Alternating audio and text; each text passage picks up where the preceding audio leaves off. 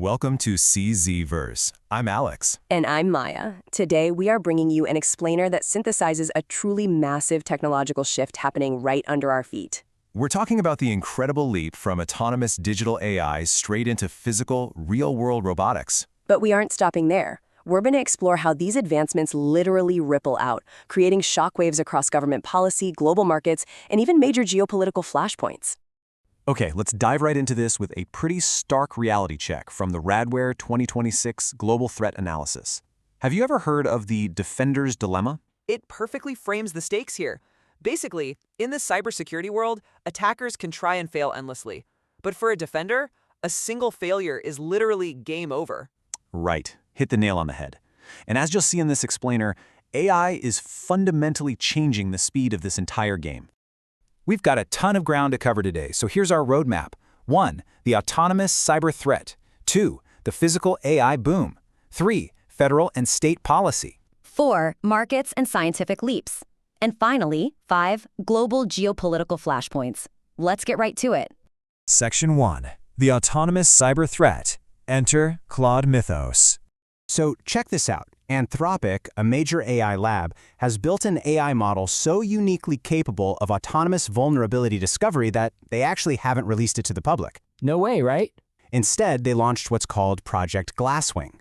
They're testing this unreleased model, codenamed Claude Mythos, in tightly controlled environments with 40 major organizations. We're talking heavy hitters like Google, Microsoft, and JPMorgan Chase. The whole goal is to fix critical software flaws before malicious hackers can exploit them in the wild.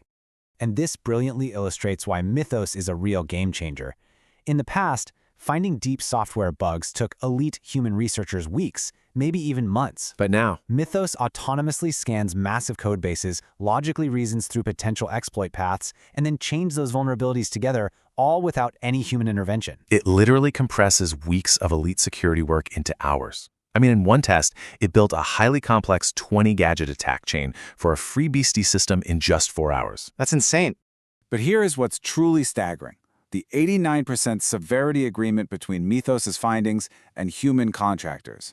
Yeah, this isn't just an AI hallucinating or throwing out false positives. It is highly accurate. And why does this matter for you in the global economy? Because machine-scale auditing is quickly becoming an absolute necessity for enterprise defense. If the attackers operate at this speed, defenders absolutely must adopt it too. Which brings us to a crucial turning point.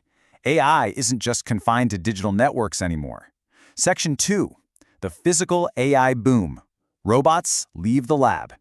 If you're still picturing humanoid robots as clunky lab experiments, it's time to update that view.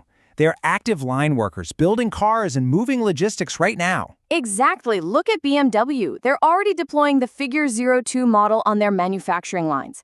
Amazon just deployed its 1 millionth robot, integrating the Digit model into its fulfillment centers. And Hyundai is gearing up to use the Atlas robot across its automotive plants. The AI brain is finally merging with a highly capable physical body. And guess what? The money is aggressively following this deployment. Global robotics funding just surged by a massive 101% year over year. We are talking about hitting $27.6 billion in 2025. Investors clearly see that the integration between advanced hardware platforms and cutting-edge AI labs is accelerating at breakneck speed. But this hardware integration phase extends way beyond just moving boxes in a warehouse.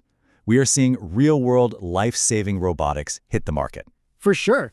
Take the incredibly advanced Da Vinci 5 surgical platform. It's now shipping globally, with 10,000 times the computing power of its predecessor. Meanwhile, Tesla is already converting its massive California factory in Fremont to begin producing their Optimus humanoid robot as early as Q2 of this year.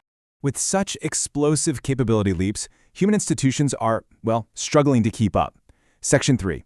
Federal and state policy, the regulatory friction.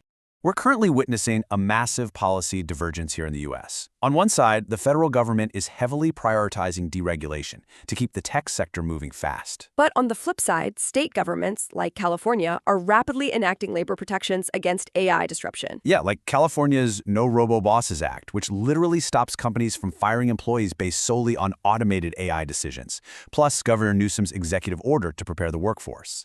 To elaborate impartially on the federal level, President Trump officially called off a highly anticipated AI executive order that would have mandated a 14 to 90-day voluntary national security review for frontier models. Right. The administration acted on concerns from the tech industry that such regulations could slow down innovation and weaken America's competitive technological edge over foreign adversaries. So where is all this leading? Section 4, Markets and Scientific Leaps, Trillions in Motion. The absolute hardware backbone of this entire revolution is NVIDIA. Their Q1 revenue jumped a staggering 85% to over $1.6 billion. This isn't just a slight bump. It's largely driven by hyperscaler demand, the emerging physical AI infrastructure we just talked about, and their new Vera CPU. Honestly, that Vera CPU alone represents a $200 billion market opportunity. Just mind-blowing numbers. Alongside traditional tech, the digital asset sector is pushing aggressively into public markets. SpaceX actually confidentially filed for an IPO while holding a massive $1.45 billion Bitcoin treasury on its books. We're also seeing blockchain.com file a Form S-1 for a public listing and BitGo listed on the New York Stock Exchange in January 2026. This all builds on a massive $14.6 billion crypto IPO wave from 2025. And what you should really take away here is that this influx of compute and funding is bleeding directly into hard science, yielding breakthroughs that sound like sci-fi. Absolutely. Researchers at UC Santa Barbara have effectively bottled the sun with a new liquid solar battery, and Cambridge scientists created an impossible LED. Out in space, NASA is testing powerful electromagnetic thrusters for Mars, and the James Webb Telescope just gave us the clearest map ever of the universe's cosmic web. Finally, let's pan out to the macro level. Section 5.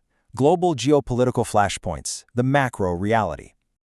Outside of the tech bubble, international tensions remain incredibly high. U.S. Marines recently boarded the Iranian-flagged tanker Celestial Sea in the Gulf of Oman. Yet, simultaneously, diplomatic talks between the U.S. and Iran regarding uranium and the Strait of Hormuz are reportedly in their final stages. Adding to that, Belarus and Russia are conducting joint nuclear exercises while the U.S. DOJ indicted 94-year-old Raul Castro over a 1996 civilian plane shootdown. Rounding out today's vast array of reports, we're tracking a few global news outliers. Domestically, the DNC released its official 2024 election autopsy. Internationally, an original piece of the Eiffel Tower's staircase sold for a whopping €450,000, while a major fire unfortunately damaged the JA Plus Hotel in Pattaya, Thailand. Finally, in the sports world, Harry Maguire was dropped from England's World Cup squad, and the racing community is mourning the sudden passing of two-time NASCAR champion Kyle Busch at just 41. We've covered an immense amount of ground today. We've seen the raw, unprecedented power of frontier AI autonomously hunting for software flaws, and tracked the massive robotics boom, putting machines on factory floors. So the question you must take away from today's explainer is this. As machines learn to navigate both our digital networks and our physical factories autonomously, are our human institutions adapting fast enough to keep up? Thank you for watching. Please like and subscribe the channel.